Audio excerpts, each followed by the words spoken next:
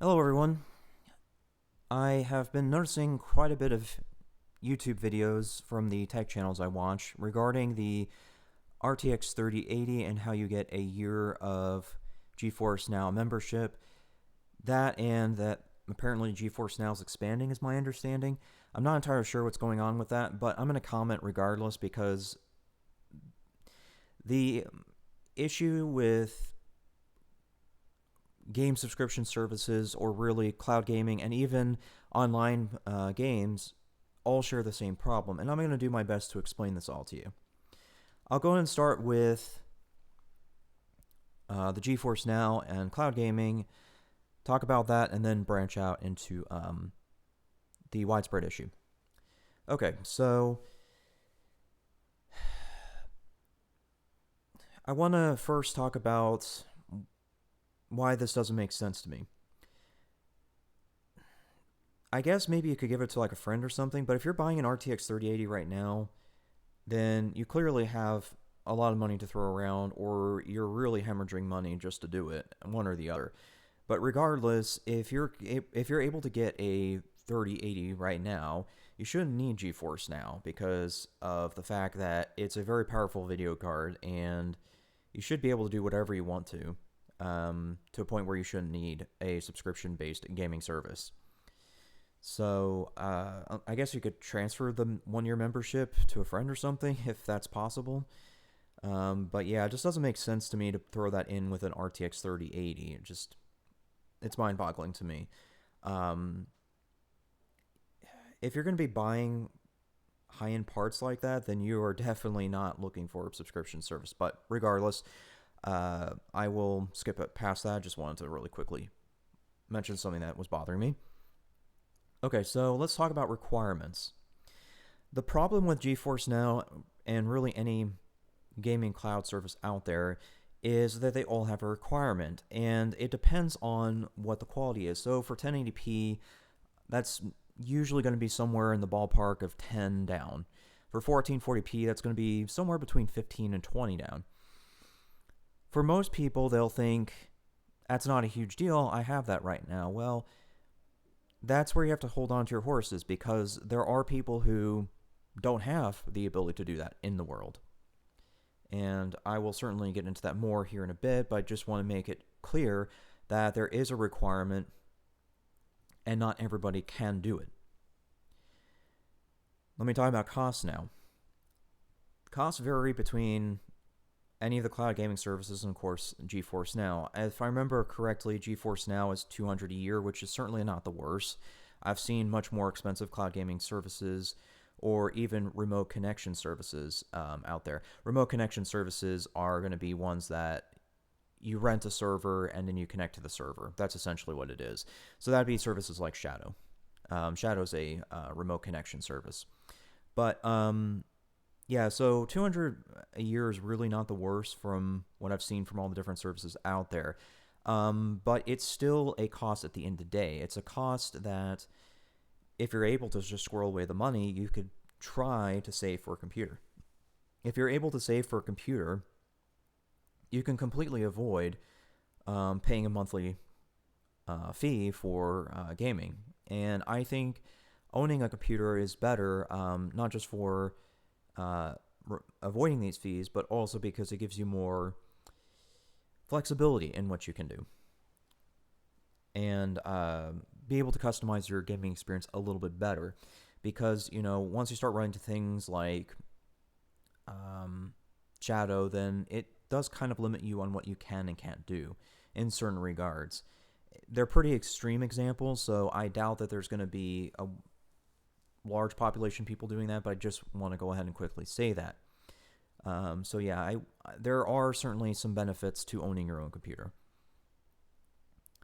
Another thing too that I'm not really familiar with, and I have to do some research with, is whether or not the whole region thing comes into play, because there are certain services out there that are region locked. Nintendo Switch is one.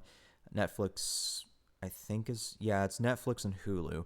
There are also examples of region locked services. Now, I don't know if GeForce Now or the other ones are, but if they are region locked, then it makes it kind of difficult to switch regions. But yeah, so that's kind of some things to think about with the money that you're investing into it.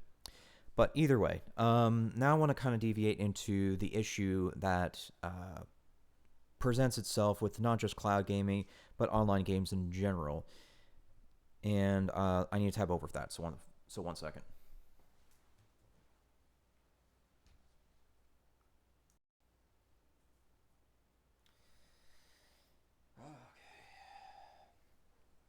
All right, here's a random website I pulled up to try to figure out if there was any lists regarding average internet speeds by country. This one seems to be relatively accurate, but either way, it's the only website that I'm seeing right away that has a graphic, I guess you can say, a graphics to it. Because the other websites I pulled up were all just lists, and I know that lists can lose people at times because short attention spans, which I'm not judging because I have a short attention span too, but I'm just saying I know lists can lose people, so having a graphic like this is better. But either way, I'm pulling it up to kind of as a kind of example here for what I wish to relay, and that is not everybody has 10 down or even 20 down. In certain countries, and that's because people just live in places where that doesn't exist, which you may think it shouldn't exist in this day and age, and you're 100% right. We should be doing better with our internet infrastructures across the world, but unfortunately that is not going to happen anytime soon. So we are just forced to deal with pockets of areas where pockets around the world where they just don't have these internet speeds. This issue is going to be furthered by the pandemic because a lot of people are leaving where they live to find cheaper housing elsewhere. With how much the prices are going up, that's unfortunately just the reality of the pandemic is people have to look for cheaper housing, which is going to be another reason that you're going to find people who don't have these internet speeds. So, that's certainly an issue to be aware of. Some other issues to be aware of when it comes to people's internet speeds is if they live in an apartment or flat. If they live in an apartment or flat, the odds are that that flat or apartment shares one line with everybody, which means that let's just say you have 500 down for an apartment complex with 100 units. Well, you might think that might be enough because there's 100 units to 500 down, but that's usually not the case. A lot of times, these apartments or flats have 2 or more people living in it. So you have to multiply 100 by 2 in a lot of cases to kind of understand what's going on here. And so once you have this multiplication going on, you have more and more people per unit, eventually you get to a point where that 500 down is strained. Because you have people trying to get on Netflix, you have people doing downloads, and a bunch of other factors. I'm sure anybody who's lived in an apartment or flat can tell you this. And if you are one of those people, please comment down below once this recording gets posted, please. Because I would like to see how many people have experienced this issue. And also to kind of further this example so that people can see that there are people with this issue. So yeah, those are kind of 2 things to think about. Now, I want to quickly talk about the data specifically that's in front of me. Let me go and tab over again.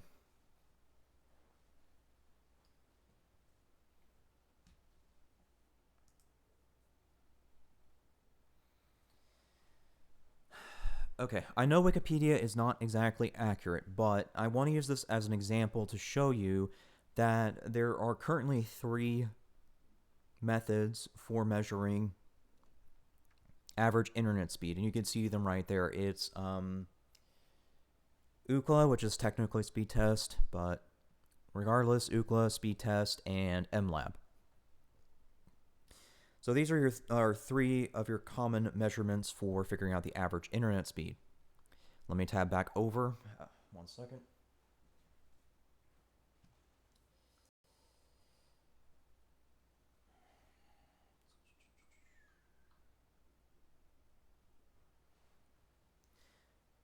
Okay, so The next thing I need to discuss is not only is there different measurements in place or different data collection methods, there's also another factor that you have to be aware of. This is something that anyone reading these lists or anyone in the IT field can miss.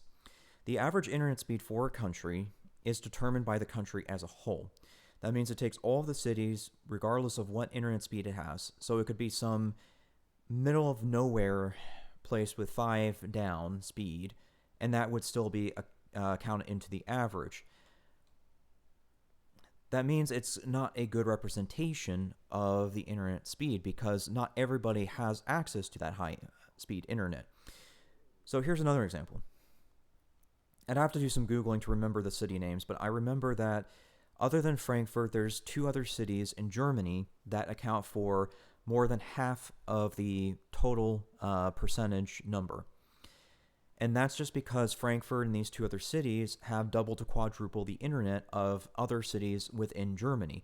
That's what happens with these averages, is they're accounting for the entirety, but they aren't accounting for the fact that there are some cities that are the bulk of this average internet speed. And Germany is not the only example I could bring up. There's other countries where you'll see this. Sweden's a great example. Stockholm, of course, accounts for a large portion of their data. United Kingdom, that's going to be London. That accounts for a good portion of their average.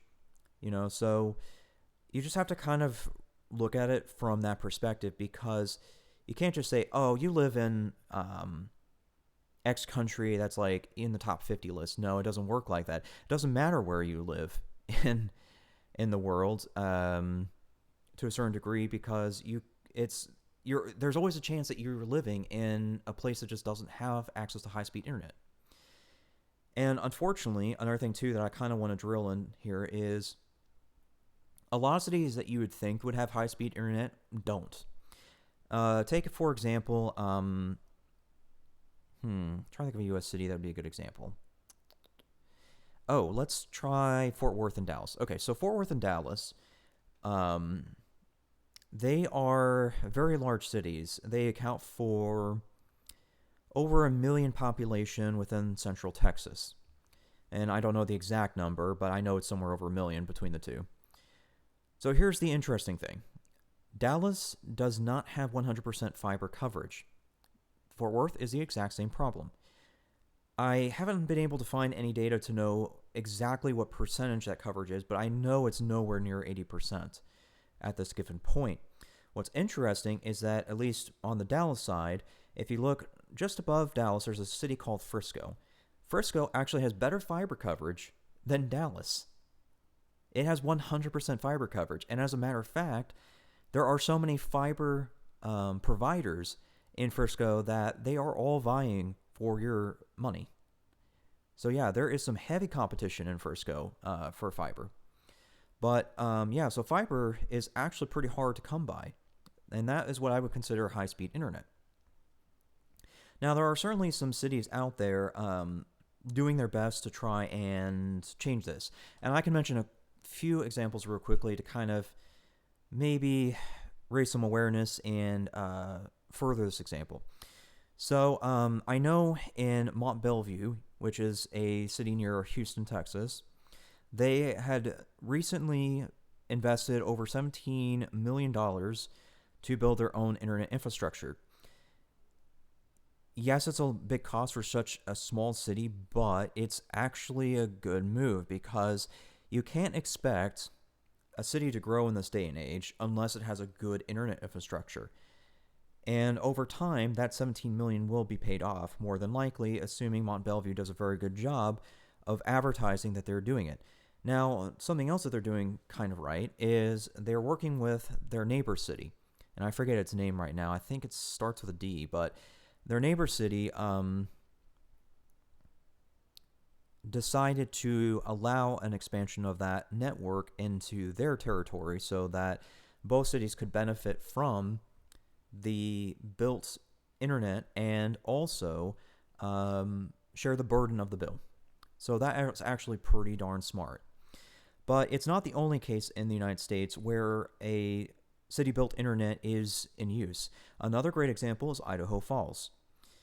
What's interesting about Idaho Falls is that they had an internet infrastructure in place for a very long time, but it wasn't available to the public until recently. And what they did was they allowed, I think it's a company, I would have to double check, but this company, I think its name is Utopia. They allowed Utopia to basically operate it. So it's a city-owned internet infrastructure, but it's being operated by somebody else, is essentially what it is, which, in my opinion, is fine. Because internet-owned or built internet means that the city has full control over what goes on in terms of the rules, regulations, and things like that. What that means to you is that you have the right in a town hall meeting to vote for any changes to that internet infrastructure. It also means that all the taxes that you're putting into the city in some capacity are being used to improve the internet infrastructure. That means you're paying for your own internet, essentially, by just living there, in addition to paying a subscription for it. So, yeah. I'll put some links in the description, but I kind of hope that I did a good job of explaining all of this and trying to raise some awareness towards the issues that plague both cloud gaming as well as online games. That's all I have. Thanks for listening.